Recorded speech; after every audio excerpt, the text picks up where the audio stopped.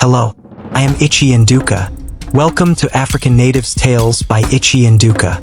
In the heart of ancient Igbo tradition, myths and legends are often used as a means of ensuring social order and balance, serving as effective social engineering tactics to convey important moral lessons, cultural values, and communal expectations, thereby guiding the behavior and actions of community members.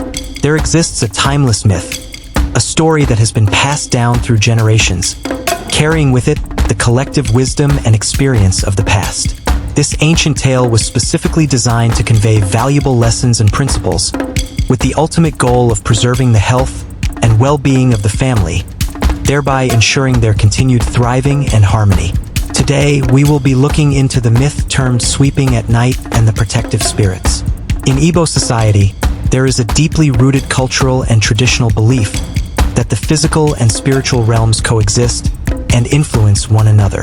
This belief posits that the seen world, the physical realm inhabited by humans, and the unseen world, the spiritual realm inhabited by ancestors, spirits, and other supernatural beings, are intertwined, and that humans and spirits coexist, with each realm exerting a profound impact on the other.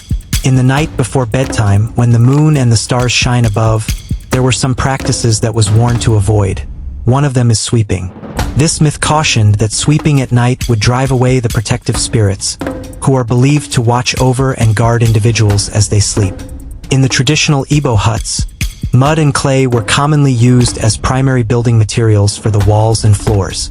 As a result, sweeping the hut at night would inevitably stir up and release dust particles into the air, posing a significant health risk to the inhabitants.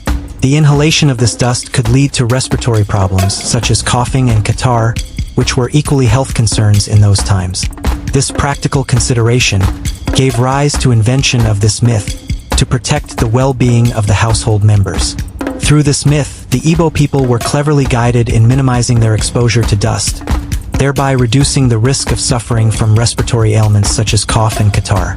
The story, passed down through generations, served as a subtle yet effective means of promoting health, safety, and well-being by discouraging practices that could potentially harm them, and instead encouraging habits that would protect and preserve their physical and spiritual well-being. Don't forget to like, follow, comment, subscribe, and share for more fascinating stories of African traditions, practices, myths, legends, and beliefs.